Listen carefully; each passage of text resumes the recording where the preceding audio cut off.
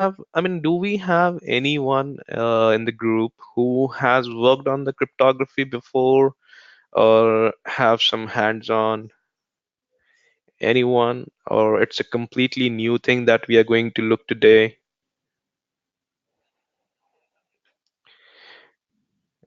Do we have any experience in cryptography in the group?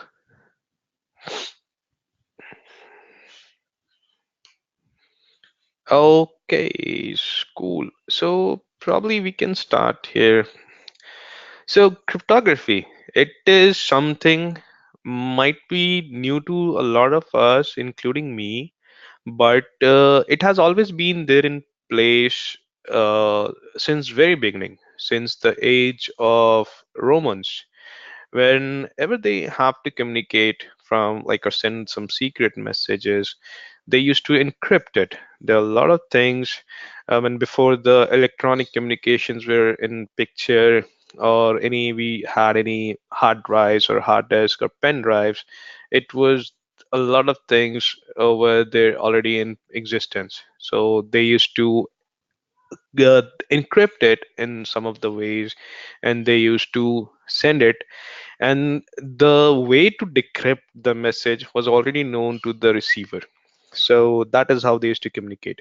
So one of the examples were where they used to communicate is they used to have a log, a wooden log, and they used to write the message on a piece of cloth, and they used to wrap it up among the with around the log, and that log used to be sent out, and the way it needs to be read, it has to be decrypted, was already known to the receiver.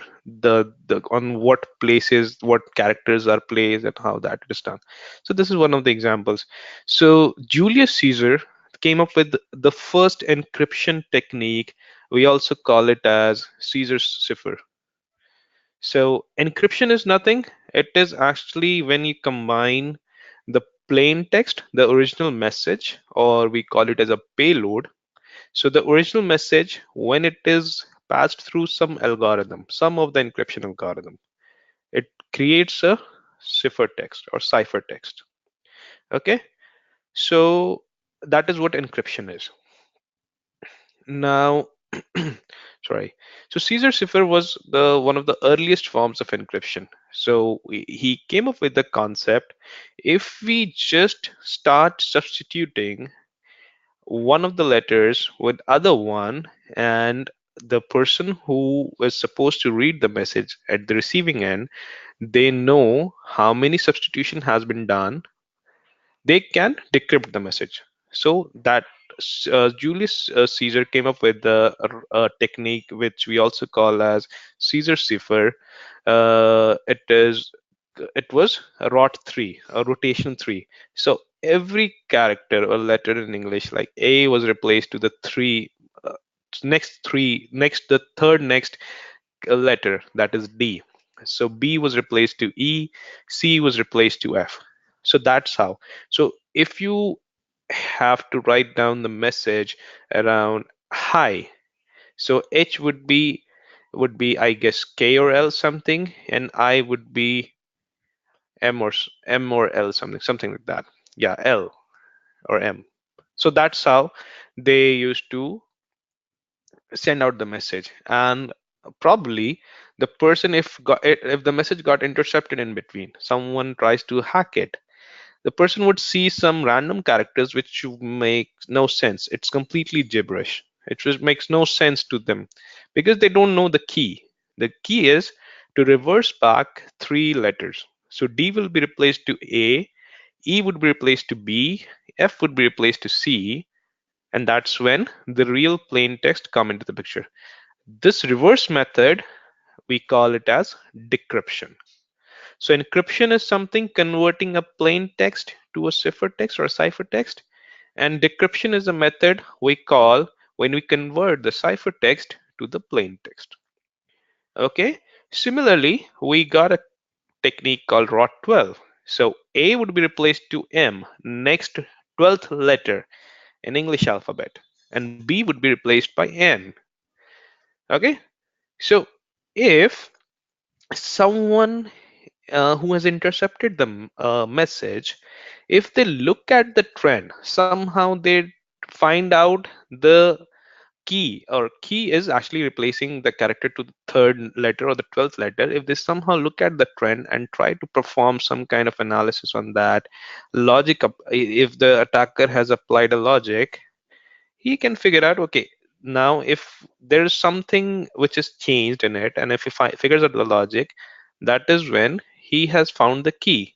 So the Caesar cipher, or Caesar cipher, was actually vulnerable to frequency analysis. If you keep on using the same key again and again, and someone is looking at the message again and again, they might get the key. And once the key is broken or it is breached, there is no point of encrypting or using the same key, because every time it would be intercepted, the attacker would be reversing it, looking at the message, probably even changing the message and sending it again. So that is how things worked upon. Now, if you have heard about the Enigma codes, anyone has heard about Enigma codes or can share the knowledge or the history about where they have heard about Enigma codes? Anyone? Just unmute yourself and let me know if you have heard about this. Enigma codes, what was that? It has a brief history about encryption as well. No? Okay. So during World War II, the Germans used the Enigma codes. Enigma codes were the way to encrypt the messages that the German armies were using for transmitting messages. And practically at that point of time, it was really, really hard to break that code. So they just kept on sending the messages, and every possible attempt to stop the Germans were failed by the US or the UK armies. So there was a guy, a scientist, Alan Turing.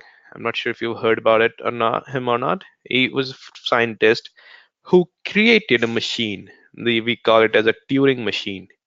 If you have a bachelor's degree in engineering, and specifically from the computer science stream, there was a subject called as automata. It had the concept of Turing machine. Just to bring back you to the college days. So yes, the Turing machine was invented by Alan Turing. Now, Alan Turing created Turing machine just to break the Enigma codes. And he was successful. It took him a lot of time to break that, but yes, we can give him a lot of credit, because due to him, we were able to stop the World War II quite early. Now, just if you want to have a glimpse of it, you can watch the movie Imitation Game. It is based on Alan Turing's life. So how he created Turing machine, and how it helped the countries involved in World War II to win against the Germans. Now, similar, there was a machine during the World War II which was called as Purple Machine. It was created by Japanese. So this is just a kind of a brief history about it. Goals of cryptography. Why do we need cryptography? If you understand these four words, you are completely okay with the cryptography. I mentioned this earlier yesterday as well, that if you are thinking about security, think about CIA: confidentiality, integrity, availability. Now, if you want to think about cryptography, think about PAIN. PAIN, PAIN. So P is for privacy, which is actually confidentiality. A is for authentication. I is integrity, and non is non-repetition. So we understand confidentiality is to